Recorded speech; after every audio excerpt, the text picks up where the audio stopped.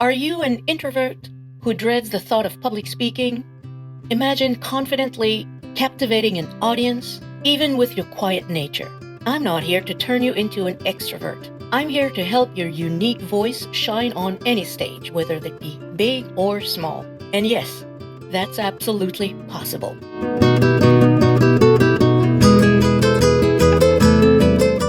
Hi, welcome back to my channel, Powerful Communication. I'm Marie-Jose. I've coached countless quiet speakers, and trust me, the problem isn't your personality, it's pressure. Today, I'll show you how to get rid of that pressure and practice in a way that feels natural, calm, and actually enjoyable. You see, quiet speakers often communicate with more intention, depth, and clarity.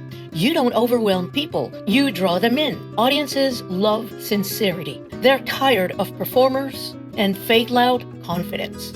Your quiet presence can be magnetic if it's centered and controlled. I've met a few introverts who thought they were too boring to speak. Meanwhile, they were the ones everyone trusted the most. Go figure. Introverts think they need to perform. They think they must perform. And this leads to instant anxiety. As an anxiety sufferer myself, I know how bad that can feel. They try to sound loud and bubbly or exaggerated. Well, this has the result of looking and feeling quite unnatural.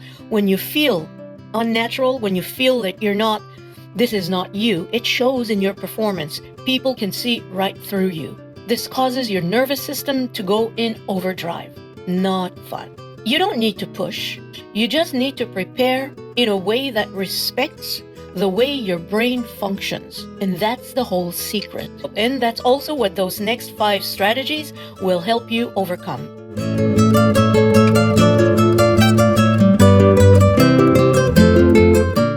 Strategy number 1, micro speaking reps.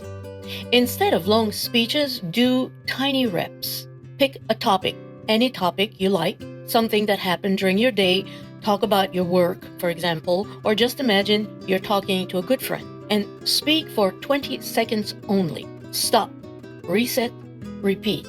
The more you repeat, the more you will be able to rephrase what you need to say.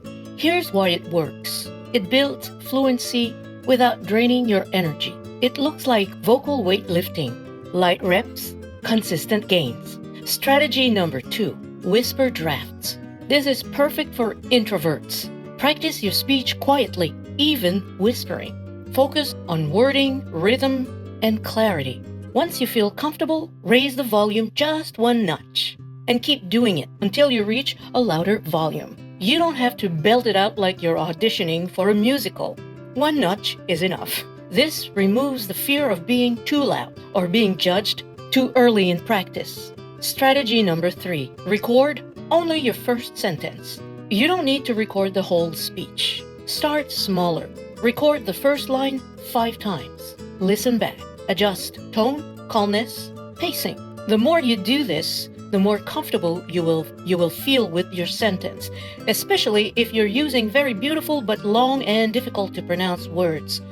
When I first started giving speeches, I was looking for very beautiful words, but they ended up being so difficult to pronounce. I would get stuck in my script, and that would create anxiety because I knew I was reaching that very difficult word to pronounce, and I would inevitably stumble on that word. So what you need to do is, if your first sentence has difficult words, or even in the rest of your speech, if you have difficult words, replace them for simpler words. Remember, a speech is not written, it is spoken. When you do this, it builds confidence when most introverts freeze, because the beginning is the most difficult part. If you own the first sentence, the rest of the speech becomes 10 times easier. Strategy number 4, the one listener practice.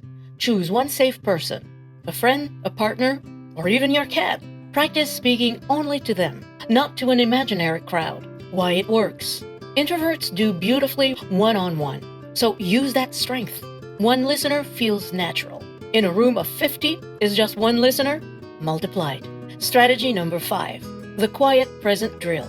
Before speaking, stand or sit tall. Inhale slowly through your nose. Exhale longer than you inhale. This is called box breathing.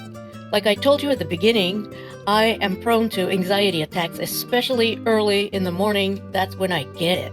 I started doing box breathing, and it really helps. So what you do, you inhale for a count of 4, hold your breath for a count of 4, and then exhale for a count of 5, 6, or even 7. The idea is for you to exhale longer than you inhale. You do this 2 or 3 times slowly. Be careful not to overdo it, breathing in and exhaling very rapidly, because that could cause you to hyperventilate. I've also had that experience. It's a nice trip, but you don't want to do this. Maintain eye contact for 2 or 3 seconds before speaking. If you're like me, you've probably seen those wonderful TED Talks. Those speakers that get on the stage, before they start talking, they swipe the room very slowly, and they look at each person in the front row or second row and look at them for 1 or 2 seconds. That means they will start speaking when they are ready. This causes a little bit of tension in the audience, because if you wait a little bit, the audience will go, what's she going to say now? It's one way to draw your audience's attention.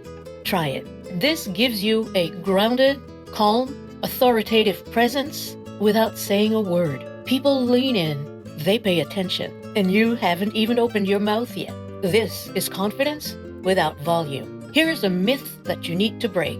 Confident speakers aren't necessarily loud. They're clear, they're connected, and they're comfortable being themselves. That's the goal here. Not noise, but presence. Your quiet strength, that's your superpower. As you can see, you don't need to force yourself to become somebody you're not. With these 5 strategies, you can practice in a way that supports your energy and actually makes you enjoy the process. If you want to continue building foundation gently, calmly, and confidently, watch the next video in this series. The first step, speaking without pressure. It will help you move from quiet practice to feeling steady on any stage. You've got a powerful voice. Now let's help the world hear it. And I'll see you in my next video. Goodbye.